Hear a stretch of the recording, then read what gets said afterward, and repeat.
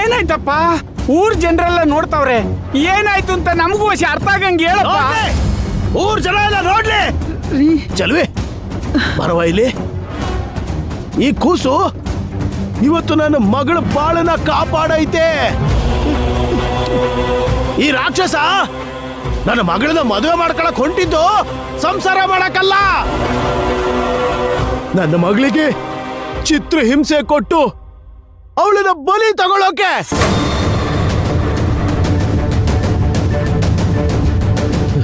ಇಲ್ಲವಾ, ನಿನ್ನ ನಾನು ಮದುವೆ ಮಾಡ್ಕೊಡಕ್ಕಿಲ್ಲ.